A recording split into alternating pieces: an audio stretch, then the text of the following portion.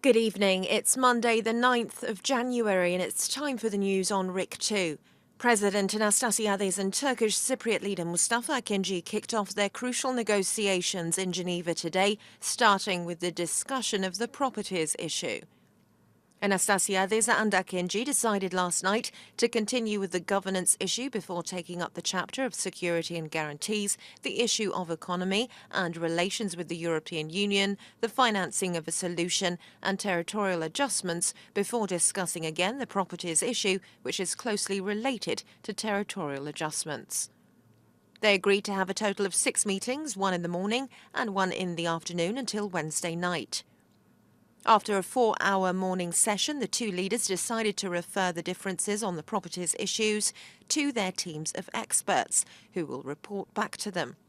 This afternoon's meeting will start at 6 and end at 9, after which the Swiss government will host the participants at a dinner.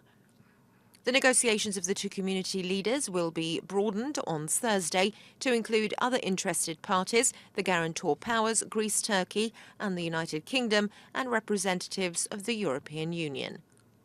Thursday's conference will be inaugurated by United Nations Secretary-General Antonio Guterres, who has described the talks as an historic opportunity for a breakthrough. United Nations emissary on Cyprus, Espan Barth Ida, told a news conference in Geneva that a solution to the Cyprus problem is still possible, though the task is difficult. He said the difficult issues have been left for the end of the negotiations. Ida also said that the United Nations will not have a role or arbitrator, and the process will remain under the auspices of the two leaders.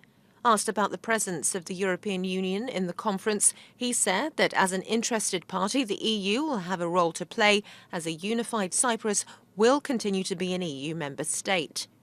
He also said that the Treaty of Guarantees is still valid and that any changes to it have to be signed by those who signed it originally.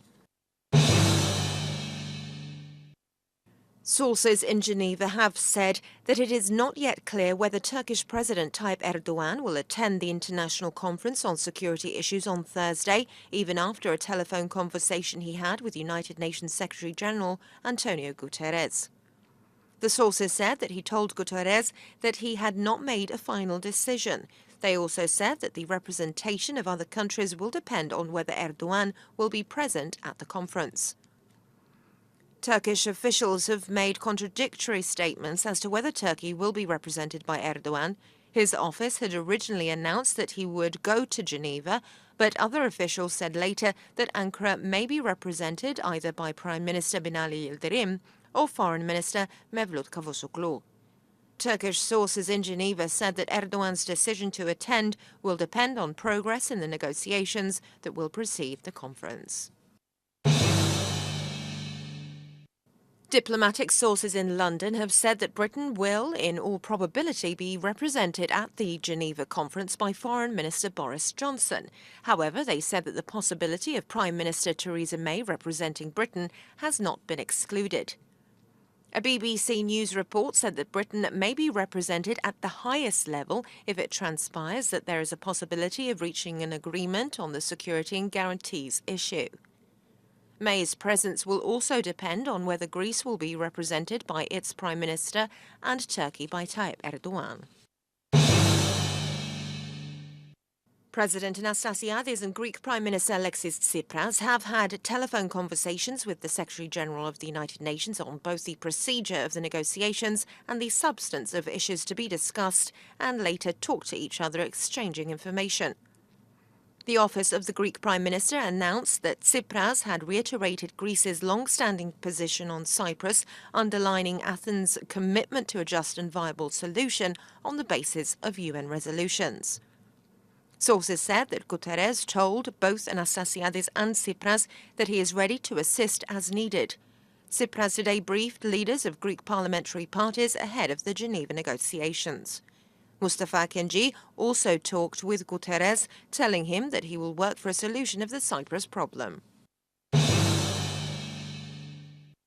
Greek and Turkish Cypriot unionists met in Nicosia today to stress the desire of workers of both sides for a solution of the Cyprus problem that will establish a unified labour system.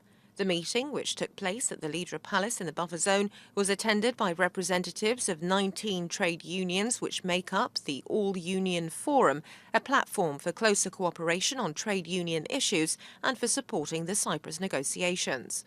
In a joint declaration issued after the meeting, they repeated their constant commitment to a just solution that will bring the two communities together and demanded that arrangements be made that will safeguard a unified economy and labour market that will regulate salaries on a unitary basis and will establish a unified social security system. Millions of Londoners struggled to work today at the start of a week of travel chaos, which saw rail networks brought to a standstill by a series of strikes over a dispute over whose role it should be to open and close doors on the trains. Commuters used cars, boats, bicycles and heaving buses to cope with a 24-hour walkout by underground station staff leaving idle the tube, which carries up to 4.8 million passengers a day. Huge queues began building up outside stations while many major roads in the city were gridlocked. Today's walkout will be followed by a 3-day strike action starting tomorrow by drivers on the Southern Rail, bringing all rail services from the South Coast and Gatwick Airport to London to a halt. Romantic musical La La Land set a new record by winning 7 Golden Globes at the awards ceremony in Beverly Hills on a night marked by upsets and a stinging indictment of U.S. President-elect Donald Trump by Hollywood favourite Meryl Streep. La La Land, about a struggling actress and a jazz pianist trying to make it in Hollywood, took home Globes for Best Comedy Musical and for its stars Ryan Gosling and Emma Stone, as well as for director Damien Chazelle, screenplay score and original song. But the evening's most dramatic moments came when respected actress Meryl Streep and first-time host Jimmy Fallon blasted President-elect Donald Trump. And now a look at the weather. It will be mostly cloudy tomorrow, leading to local rain and isolated showers. Snow is expected over the Troodos areas and also over lower peaks. Winds will initially be moderate, mainly southerly, force 3 to 4, becoming fresh to strong in the afternoon over windward areas, force 5 to 6. The sea will be slight, becoming moderate in windward areas. Temperatures will reach 13 Celsius inland and in coastal areas and 2 over the mountains, where frost is expected. It will be mostly sunny over the next 3 days, but cloud cover at times may lead to isolated light rain and snow over higher ground. The temperatures will gradually go up. The depth of snow is 80 centimetres on Mount Olympus, with 70 centimetres on Troodos Square.